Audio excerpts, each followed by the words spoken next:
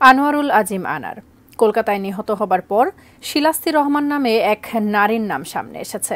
তদন্ত সংশ্লিষ্টরা বলছেন, এমপিকে হত্যার জন্য কলকাতার নিউ টাউনে সঞ্জীবনী গার্ডেনের যে ফ্ল্যাট ভাড়া নেওয়া হয় সেখানে আগে থেকেই অবস্থান করছিলেন ওই নারী।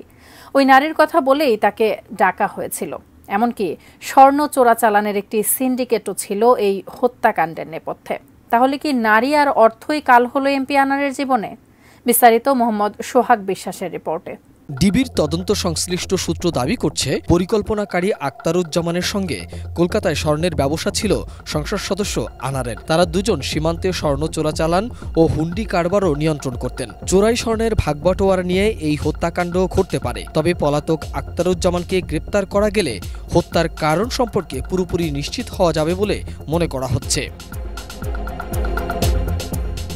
৫ কোটি টাকা চুক্তিতে এই হত্যাকাণ্ড সংঘটিত হয়েছে বলে জানিয়েছে কলকাতার পুলিশ। ঘটনার পর আক্তারুজ্জামান শাহিন দিল্লি হয়ে নেপাল চলে যান।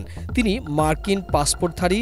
ধারণা করা হচ্ছে এরই মধ্যে তিনি যুক্তরাষ্ট্র চলে গেছেন। এমপি আনার নিখোঁজ হওয়ার নেপথ্যে কুষ্টিয়ার চরমপন্থী নেতা পলাতক মুকুল বাহিনীর প্রধান আমিনুল ইসলাম মুকুলের হাত থাকতে পারে বলে ধারণা করা হলেও পুলিশ তার সম্পৃক্ততা খুঁজে পায়নি।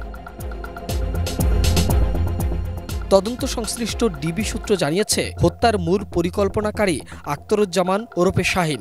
তিনি এমপি আনারের বাল্য বন্ধু ও ব্যবসায়িক পার্টনার। এই আক্তারুজ্জামান যুক্তরাষ্ট্র প্রবাসী এবং মার্কিন পাসপোর্টধারী। ঝিনাইদহের কোটচাঁদপুরে তার বাড়ি। সানবিট সব দিবে সামাল। সানবিট ম্যাজিক প্রেস ডিশওয়াশিং এর মাথা ঘোরানো সলিউশন। সংশ্লিষ্ট সূত্র বলছে, মার্কিন পাসপোর্টে তার নাম মোহাম্মদ আক্তারুজ্জামান।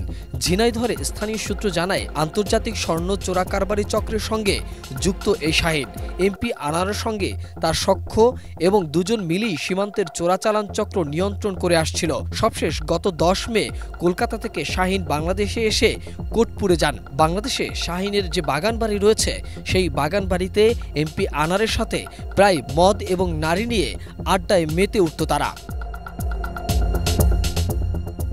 গোয়েন্দা ও স্থানীয় সূত্র জানিয়েছে, এমপি আনারের সঙ্গে শাহিনের স্বর্ণের বড় একটি চালান নিয়ে ঝামেলা চলছিল। এমপি ওই চালানের টাকা শাহিনকে দেয়নি। এটা নিয়ে দীর্ঘ ঝামেলার পর মূলত কলকাতায় অন্যান্য পার্টনারদের সঙ্গে মীমাংসার জন্য যান এমপি আনার। তাকে এক নারীকে দিয়ে ফাঁদে ফেলে কলকাতায় নিয়ে যাওয়া হয়েছে।